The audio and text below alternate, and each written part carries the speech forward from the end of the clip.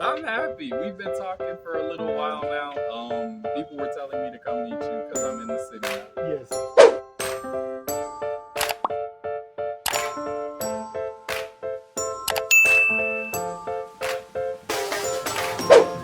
I'm happy. Like I'll just say right now, for my channel we got a tour of the place now, and this guy is amazing. Thank you. At-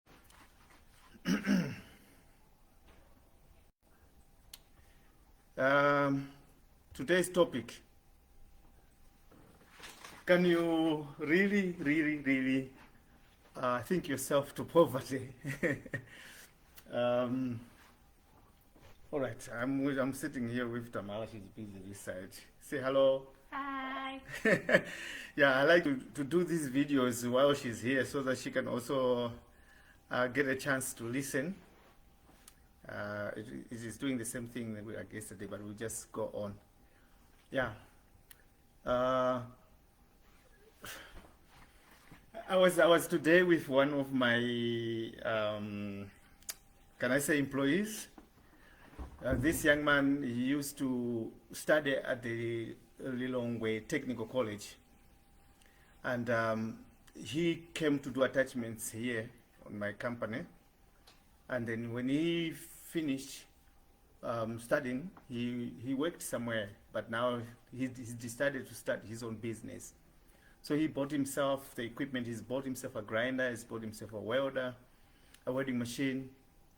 And he came to me and said, you know, there's a few things that I still want to get for my workshop. I want to buy myself a generator because the place where I want to be operating my business, I'm not going to have electricity. So he wants to do what I did when I starting this business here where I'm staying now. I didn't have electricity, so I was using a generator. So he wants to do that. And he was telling me he wants to, you know, get himself a dynamo or a motor and build himself a generator. Yeah, so I was, you know, brainstorming with him. I like the fact that he's thinking, he's trying to solve his challenges that he's facing. Although I told him that it's impossible for you to be able to build a generator using a motor, a DC motor.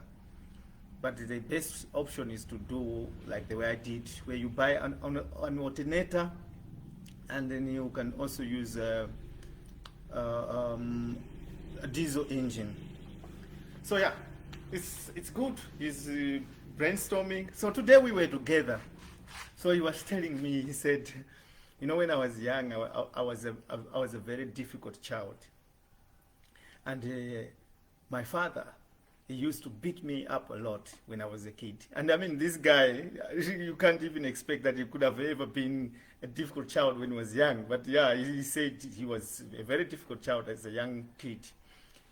So his dad, I mean, at school, he said he would go to school and he would be naughty, and the teacher would beat him up.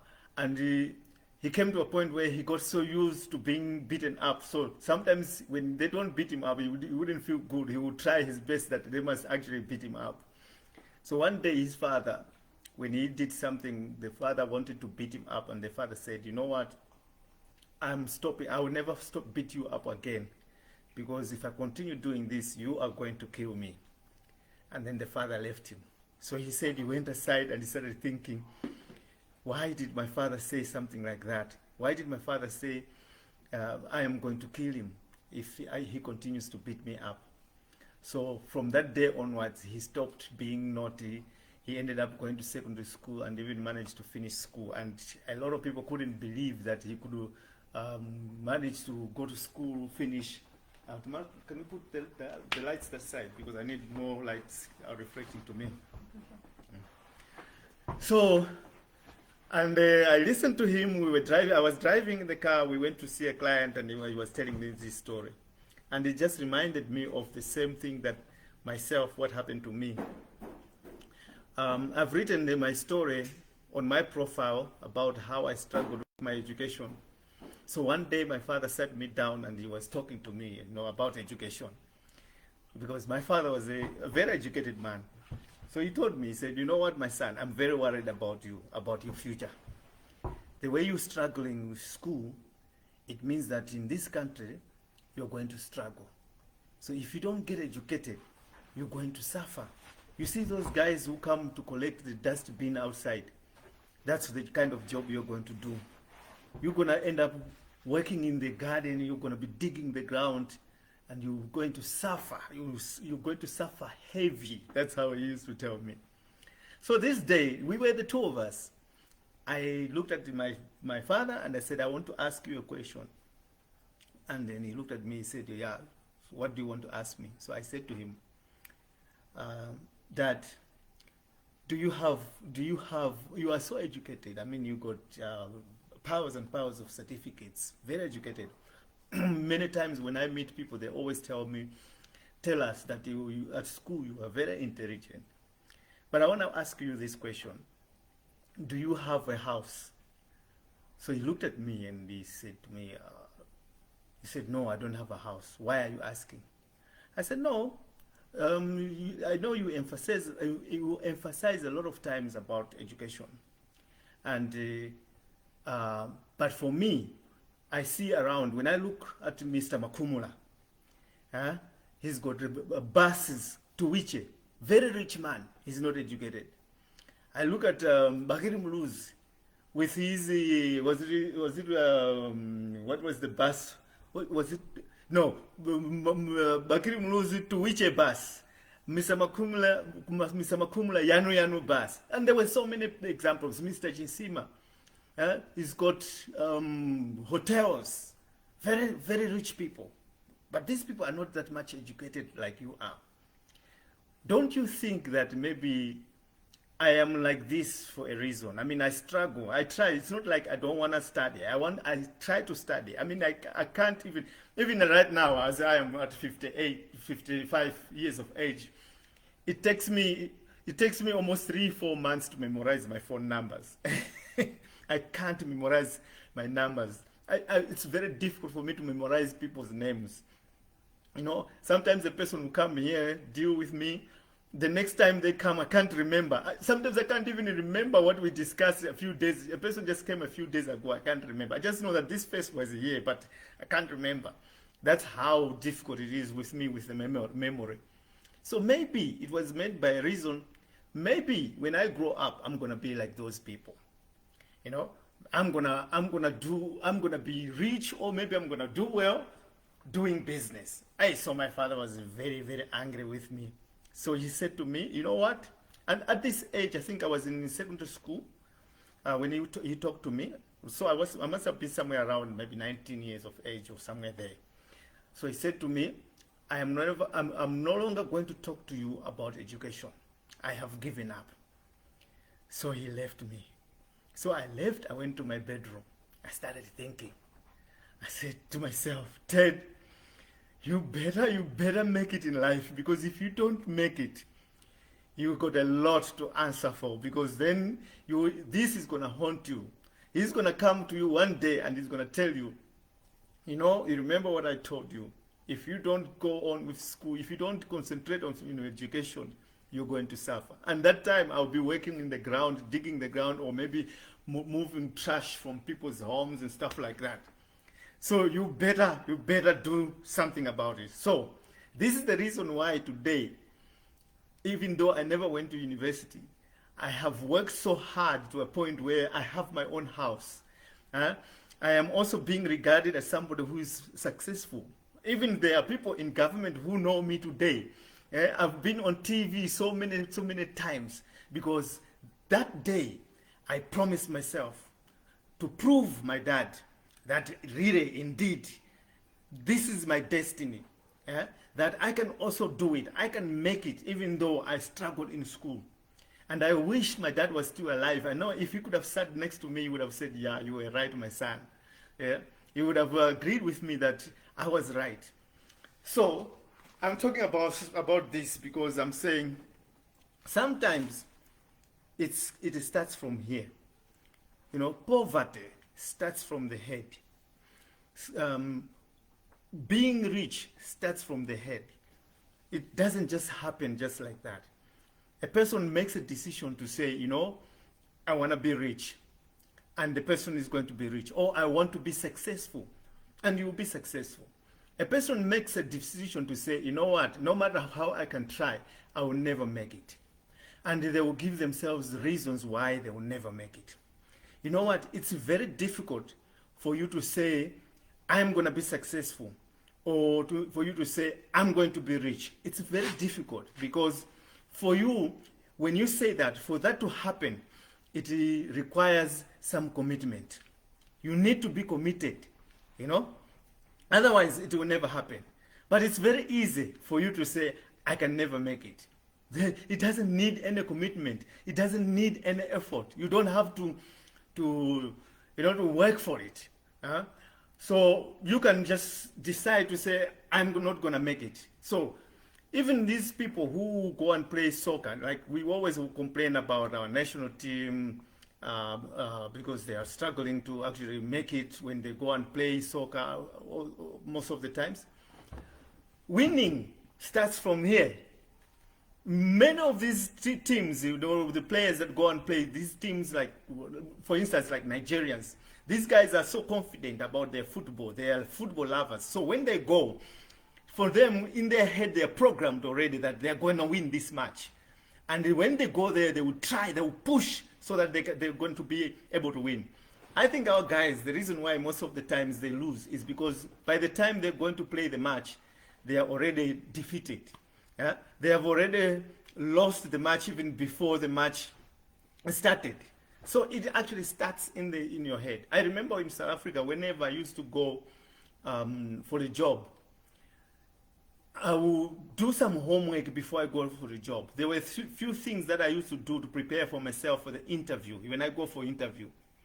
The first thing that I used to do is I go to the bookshop to go and look for books that will help me in the interview.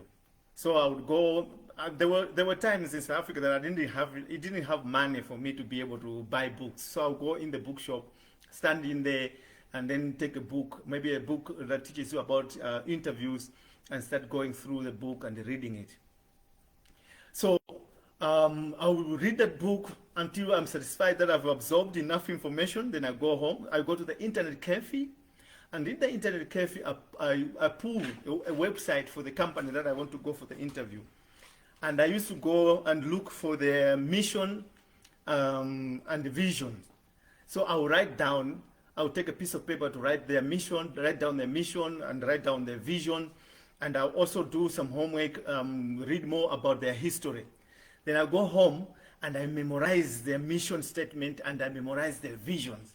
And I will read their history and actually memorize it.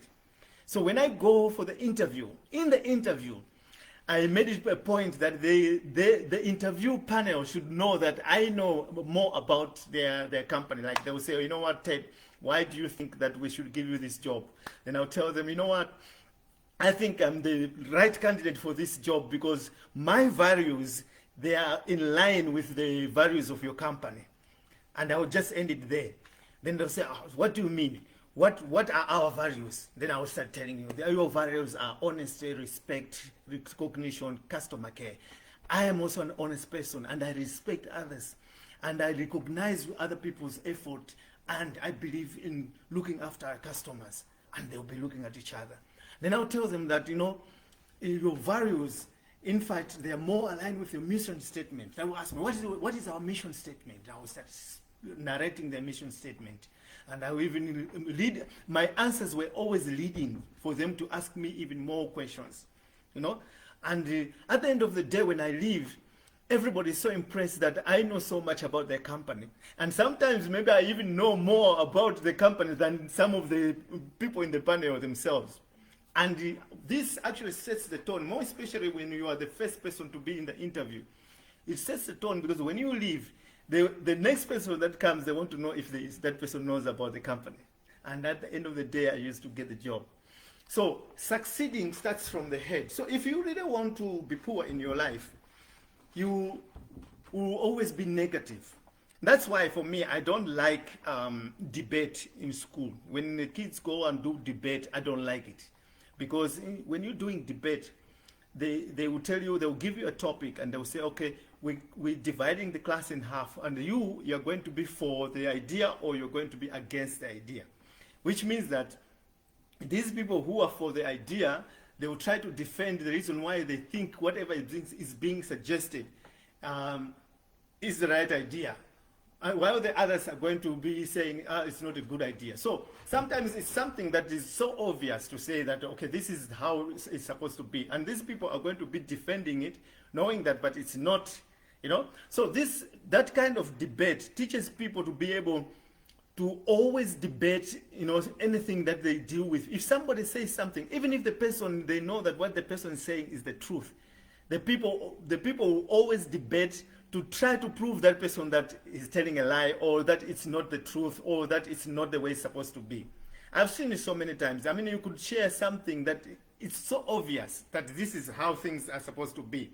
But you'll find that the whole day you'll be debating with people who are trying to make it sound like what you're saying is not the truth, or it's a lie, or it's not supposed to be the way it is. But I know when these people argue, they know deep down that what you're saying is the truth.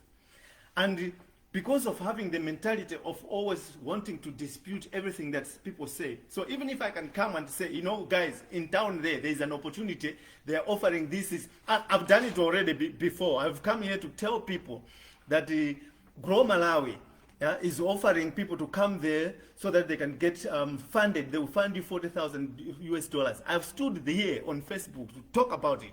And some of the people that I know who have got the potential to be able to be selected for this, I've even told them, even sent them the link, but they never even applied. Why? Because they're so negative. They're in their mind, they're thinking, who can actually just donate to me $40,000?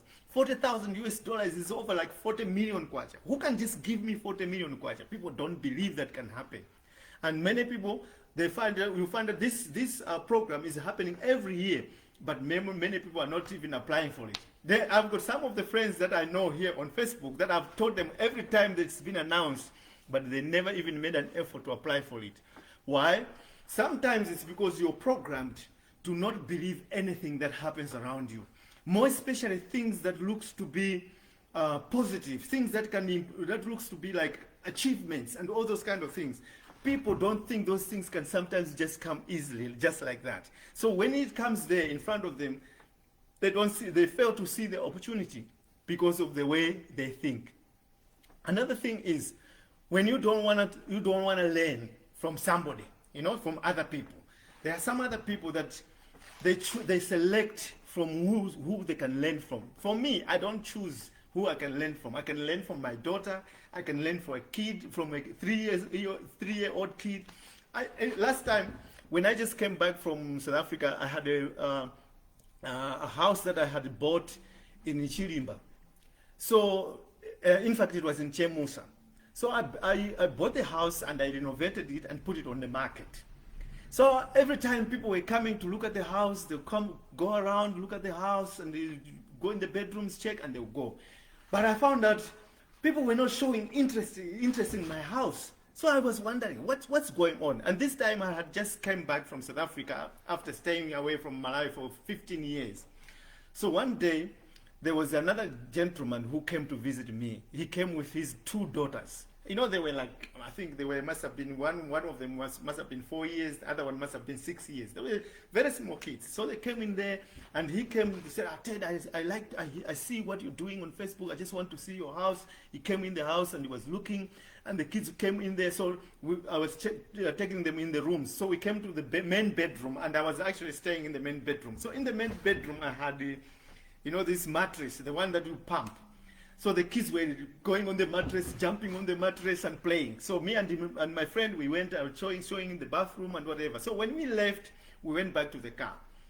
So he went in the car and the kids came with him in the car. But one of the kids, because it was a young kid, was barefoot. So the other one said, but where are your shoes? He said, no, I've left him in Uncle's room. So I said, then he said, Uncle, this one has forgotten the shoes in your room. I said, okay, let's go and get them. So me and this little girl, we started walking in the house to go to get the shoes. A 6-year-old girl, she said to me, Uncle, your house is very beautiful. So I said, oh, thank you. She said, I love your house, but there's only one problem. So I said, what is the problem? She said, your house doesn't have a fence. I said, what?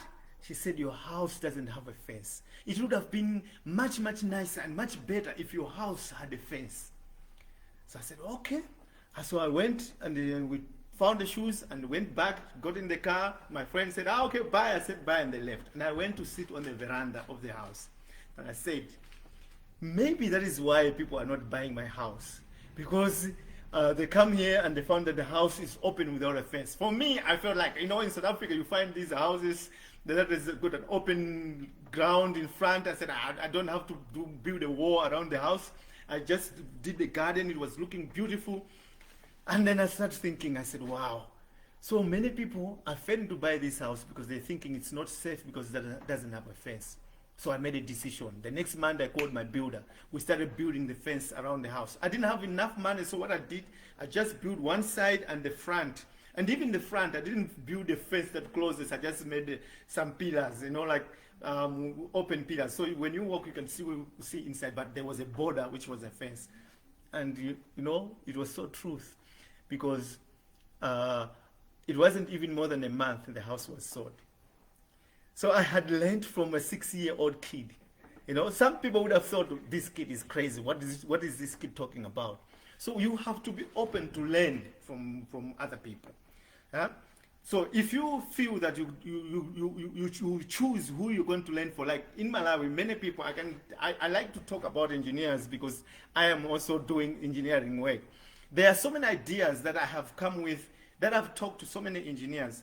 And these ideas are ideas that if they can be implemented, they can make these guys to become famous, Like the idea of pillars, the idea for the deck, upstairs deck. There's a technique of building the upstairs deck that you don't need to use block boards, you don't need to use trees to throw your concrete.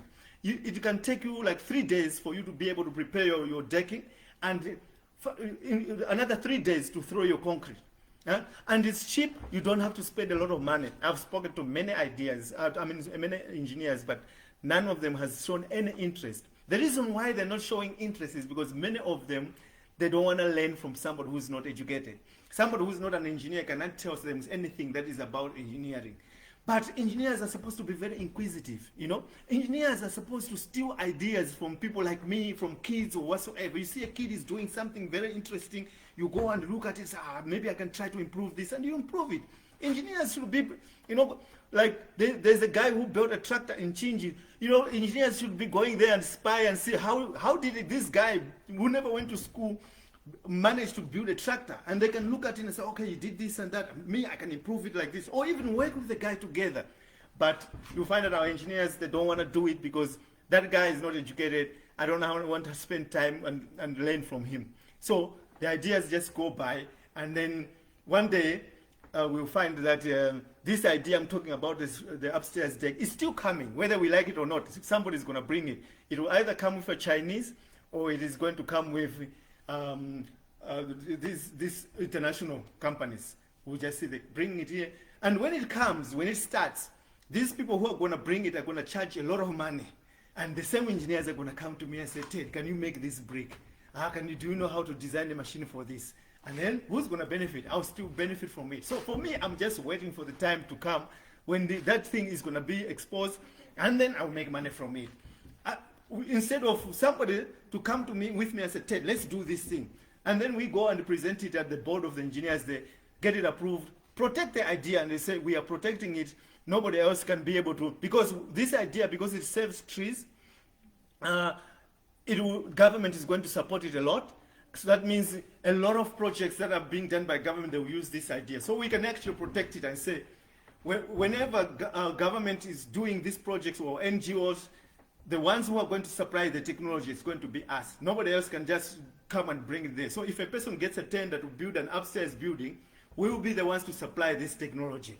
You see, then every project that some people are doing, or government or NGO with upstairs, we make money for it for the rest of our lives. But they don't see things like this. At the end of the day, the idea just goes away. So that's why I'm saying you can actually think yourself to poverty, because instead of seeing opportunity, you are always putting barriers in front of you so that you can't be able to see the opportunity because of the way you think. You don't like, like I said, the other reason why you can also sink yourself to poverty is nepotism, yeah? In terms of, or tribalism. Some people, they believe that because I am from the south, I can't work with somebody who's from the north or somebody who's from the center. So because of that, when you start a company, you just want to employ people from the south. But now you find that the good people or the most hardworking people, they might be coming from the north. So you're missing out. So you're working with people that are pushing your business down just because you don't want to work with people from the other tribes. And because you're also doing that, people might notice and say, that guy, why does he only employ people from their home? So people who are coming from other regions, they're not going to give you business. They're going to say, if he's doing that, then why should we give him business? Then you wonder, why am I struggling? Just because you're just in your head, you're so engulfed in a small world where you just want to have a certain group of people. You just want you and your group of people are the ones who must progress in life, but others must stay down. That kind of mentality is going to make you poor. It's not going to help you to go anywhere. You see? So these are the things that people should be thinking. I mean, like for me, in South Africa, I had to always think outside the box. I remember when I went to this company in the casino. So I was employed. I went inside the company. So one day we were like doing induction. So all of us were there. So everybody had to introduce himself. So after everybody introduced and it came my time, I said, my name is Ted. I'm a Malawian. And all that. I just said, oh, you're from Malawi? I said, yes. So they started discussing about Malawi. They said, you know what? Hey, we understand Malawi is the poorest country in the world. Ted, I heard that the people there, they sleep in caves, they sleep in trees and all those kind of things. And people said a lot of things. When I left that interview, I said to myself, wow, in this casino, I'm the only employee who's an underdog. And now it means that everything that happened, every mistake that I'm going to make, every failure that I'm going to make, they're going to say, he's like this because he's from Malawi. So I said to myself, I'm not going to allow this to happen. For everything that we are going to do, I will try to do it my best. And indeed, within a short few months, I was one of the best guys to be able to deal with customer disputes. I was the best to deal with machine faults. I was able to reset machines. I was able to do calculations for whenever a customer loses their money. I was able to pull reports and be able to calculate. I even came up with my own reports, and I even called my report Ted's formula, because when we were solving problems on the machine, we used to have a report which was called Jack's formula. Jack was one of the technicians who used to work for the company who came up with this formula. So they decided to call that formula Jack's formula. But I came up with my own formula, which I was using some reports that people were never using them. Those reports were called CZ10. I used to be able to pull out a CZ10 and get meter readings from there and come up with calculations. If the other Jack's formula fails, mine would go through. And then I said, I'm calling this Ted's formula. This helped me to even get promoted. I was promoted to go to Kimberley to work as a shift manager. Just because I told myself in my head that I don't want to be an underdog in this company. Because everything that happens, if I fail to do something, they'll say, he's failing because he's from Malawi. Yeah? So I wanted to show them, to surprise them, to say, so a Malawian can also be that much intelligent. And you can just imagine, I was one of the few people that were employed to work as supervisors who had Form 4 certificate. Most of the people we had white people there, we had colored people working there. Most of them had degrees and diplomas, they had gone to university. So I was working in this team with people who were highly educated, but they used to come to me to help them how to calculate the CZ10 report or CZ15 report. So it always made me feel so proud to say, wow, if I can be able to do this, where these educated people, they come and ask me to help them, what if I can go back home? I can be able to, to do something. It gave me so much courage to say, if I can go home, I'll be able to achieve it. I'll be able to be like those people I was always idolizing when I was young, the Makumlas, the Sinsimas. I'll be like them. So that's what I wanted to talk about. That your mind, everything starts from your mind. The other day, my son was, he called me on the phone and he said, you know, Dad, I want to move. I want to go to Dubai because one of my friends went to Dubai. So I've been going online and I'm waiting for these people to respond for me. They take people, they send them to Dubai and whatever. So I said to him, I said, you see, my son, you know, in this life, more especially your life, it is not about Malawi. Because you left Malawi, you were not happy. You said you were not happy to be in Malawi. But it's not Malawi. It's not South Africa that is causing you to be in that misery that you are. It's actually everything, all the conflicts, all the challenges that you're facing in your life, they are from your head. It doesn't mean that if you leave South Africa and go to Dubai, your life is going to change. If you are failing to make it in South Africa, how do you think that you'll be able to make it in Dubai? Huh? Because all the problems that you're facing there in South Africa, they're coming from your head. So you need to sit down and start asking yourself questions like, why am I struggling in this country? Why am I not able to get a job and stay on the job? Why when I get a job, I don't get promotions? Why is it that when I get employed, it's just 3 months, then I'm fired or I leave? Why? Why is everybody just ignoring to be my friends? All my friends, they've just left me. Why is it like that? Once you start asking those questions, you will realize that it's not the people, it's not the place where you stay, it's you in your head. And then you start changing and start changing the way you think. So it's the same with me. I was never like the way I am now. But I became who I am because I started asking myself questions like, how, with my lack of education, how can I be able to succeed in life? So I started looking at, okay, I need to get the knowledge. I need to know what the people who are successful, what do they do? What do they think? You know, where do they get their knowledge? So I started going online, you know, on Google, YouTube. I started going to bookshops, buying books and reading books of people who are successful, learning.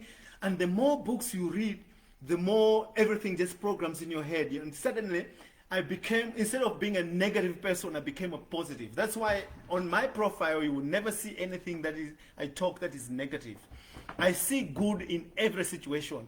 Every bad situation that happens from me, to me, I always ask myself, what have I learned from this situation?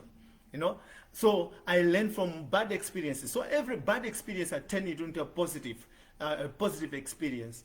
I turn it into a learning experience. So once you have that kind of mentality, even if I can live amongst negative people, I will be the only positive person amongst those people. And I'm sure I'll be the only one who's being able to achieve whatever goals I want to achieve, because there's no way you can fail if you are a positive minded person. So it's not easy for a person to be able to change their mindset to become positive. So you need to work for it. You need to read books. You need to associate with positive minded people. You need to associate with people who are doing better than you.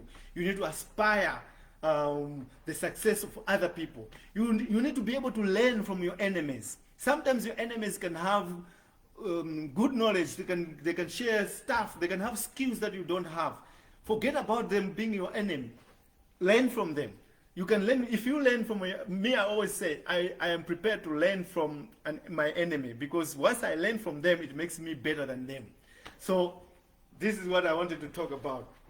That for you to struggle in your life, it's not because of Malawi. It's not because of the politician. It's not because of your friend. It's not because you come from the village. It's not because you're coming from some other area. No. It is because you are failing to control your mind. You are failing to have the right mindset. If you want to have the right mindset, you must be prepared to learn. You must open your heart to be able to learn new knowledge.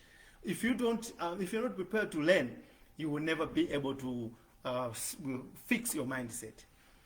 So when Chilimas talked about that mindset, when he did that lecture, I know many people thought that he was crazy, but it is the truth. The reason why we are struggling in our country is the mindset. Let me give you an example. There was a time in South Africa when I started a business with another white guy. So he bought a minibus. We used to take people from Cape Town, bring them here to Malawi, take people from Malawi, go back to Cape Town. So one day while we were in the minibus, We would take the people from there and then we will stop in Blantyre. Everybody else used to get off from Blantyre. But as we are traveling, there was a gentleman in the minibus who had bought, he had a sack full of engines there, motorboat or boat engines. So we were having a chat, and then we asked him, where are you coming from? He said, no, I'm coming from Durban. We had picked him in Johannesburg. I'm coming from Durban. I've got these engines. You know, I buy these engines. I'm a fisherman in Salima. So we said, oh, you're a fisherman? He said, yes. So, oh, that's interesting. So we drove. So me, as I was driving with this white guy, we were discussing about, no, if our business grows one day, maybe we're going to buy some land in Malawi and do things and stuff, maybe farming, and we were talking. So this man was just listening. So when we were just about to arrive to Blantyre, the guy started talking. He said, you know what, I was just listening to what you're saying. You know, at my home in Salima, there's land that you, if you are interested, you can go and see it. So I told my friend, the white guy, I said, you know what, this guy says in his village, the chief is selling land. So if we're interested, we can go. So the white guy said, no, let's go.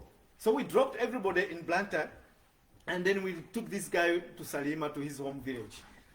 When we arrived there, it was a very beautiful place, you know, just close to the lake. These guys, they get out of their house, stand out in the morning. They wake up in the morning, getting out of their house, get the fresh air from the lake. They just hear that sound of the waves. It was so beautiful. We arrived there in the evening. The next morning when we woke up, he looked after us. He gave us a nice breakfast. You know, we had bread with butter on it and everything. We had a good time. So the next day, he took us and we went to go and see the chief. And the chief was showing us land and everything. So me, I was so very fascinated. So I asked this guy, I said, you know what? I've got a question that I want to ask you. I said, I see that you guys here, what you do is fishing. But you have got also a market there. I said, why is there a market around there? They said, no, people come from somewhere inland. They bring vegetables, tomatoes and stuff. They sell it to us. Because when we go in and fish, when we come back in the morning, there's cars that come here from people from Blantyre, a long way to come and buy fish. So after they bought fish from us, the money that we get, we want to buy vegetables, we want to buy tomatoes, we want to buy mealies and stuff like that. So I said, okay. So you want to tell me that if there's a year where there's famine, so there's not good rains, do you also suffer because of hunger, because there was no rains, we know that there was famine? This man said yes. I could not believe it. I was just shaking my head. So the man said, why are you shaking your head? I said, no. I mean, you living just a stone's throw away from fresh water. And then when there's hunger, you are also together with those people who stay inland suffering from hunger. It doesn't make sense. And this white guy was laughing and he said, you know, Ted, one day you must be a minister or even be a president of this country, because the way you're thinking, you are like thinking outside the box. Because I cannot understand why some people who are living just next to and in fact, they are fishing, so they have money every day. With that money that they have, they can actually do farming. They can buy equipment for their farm, you know, buy pumps and be irrigating there. So they can be fishing at the same time, growing vegetables, growing maize, you know, growing twice a year, because the lake is just next to them. But they don't think like that. So when they get their money, they buy drinking the money, buying useless things, but they can't think of saying, okay, we have this daily money that comes from fishing. We can use this money to buy pumps and pipes to be irrigating our gardens. They don't even have to work themselves in the garden. They can get guys from the city to come and work for them, because there's a lot of people who don't have a job to work for them in their gardens and in their farms, but they don't do this. So this is something that I don't understand, because in fact, it's not only these farmers that they are not thinking outside the box. Even our leaders are not thinking outside the box, because now we get donors coming here. They come and say, how can we help? How can we help you? We say, no, build a stadium for us. Instead of saying, okay, here in Salima, we want that mountain. We want to feed it with solar panels. And with those solar panels, we go put pipes in the lake and we put pumps. These pumps are going to pump water from the lake, and this pipe is going to be running across the, just alongside the lake, so that everybody who's living close to the lake can actually put in if you have got a little farm, the pipe will be passing by, and then you can have a section where you can just put your hose pipe, open the valve, and then you're irrigating your farm. And the government can now say, okay, all the people alongside the lake, they're going to get free water for irrigation. And then we said, from Shitipa to Nsanje, we do something like this. And then we say, in Shitipa, you're going to grow groundnuts. In Mzuzu, you're going to grow soya. This side, you're going to grow whatever. So then we get investors, they come here, they say, okay, in the area where there's groundnuts, then we'll have factories. We will get investors to bring their factories there, and then the groundnuts will be processed so they can make whatever, if it's cooking oil, whatsoever. The same with soya. This area, if they're doing something else, they do the same things. And then, yes, now people will be saying, okay, maybe they need to have tractors and other stuff. Government can bring back Minister of Works and say, okay, we want to have in all those areas Minister of Works. The Minister of Works will own tractors. And then what will happen is, during the time that the people have harvested, and then let's say maize, we say, okay, during the rainy season, all these people, they're going to grow maize. But after the rainy season, during the winter season, then because there's irrigation, they're going to grow the crops that have been assigned to them. And but when winter season comes, these tractors for Ministry of Works will come to these people's farms and grade the farms, preparing them for the next sowing of the seeds. And after grading, when they've grown the seeds, during the harvesting time, when they're taking the products to sell, the government can be taking from each one of them maybe a bag of 1 bag of soya or 2-3 bags of soya to pay for the grading of the land. And these bags of soya will be sold, and once they're sold, the money will be used to pay for the people working at the Ministry of Works and also to maintain the tractors. And it just goes on like this and go on like this. Why we don't think like this, I don't know. We want a white man to come here and teach us how to think like that. But on our own, we can't think like this. I mean, look at Israel. If you go to these countries like Israel, they discovered this, we are in the desert. So how are we going to survive in the desert? The government started the initiative to process wastewater. So they process the wastewater, and it's then fed back to the farmers to be using that wastewater for irrigation. These countries overseas, the government will bring in the initiative that will help the farmers to be able to operate their farming. But here in Africa, we say, no, leave the farmer. We just want money to come from the donors to help us to buy cars and buy all these things. But we're not thinking, say, how can we eradicate poverty in Malawi by doing it one step at a time? Because if we can do this thing, that means the whole lake shore is going to be active. It's going to be the green belt that we have been dreaming of. But now what do? We want to do it the easy way. Now we say we want to bring in what? Mega farms. Now if we bring the mega farm, it means we'll go to the people and say, no, we want to take the land from you. We want to give it to some investors who are coming from Europe. They'll bring machinery, they'll be farming. What happens to the people? No, we'll take all these people, we'll group them in one place, and then they'll be staying there. We build houses for them to stay there. And then trucks will be coming to collect them to go and work in the farm. Now people will end up homeless. But now, if we think outside the box, we can do it what they're doing in Thailand, and then we do this kind of processes so that people can be able to to do some farming. You see, so I just wanted to just share, to say, sometimes, the poverty is not there because your country is poor. It's not there because where you're coming from is poor. Or it's not there because some people are not doing their work to make you live a better life. It's always because you are not thinking outside the box. So I just wanted to share this. Thank you very much for watching this video. I hope that I have shared some knowledge to somebody and you help him to think outside the box and change the mindset. Thank you.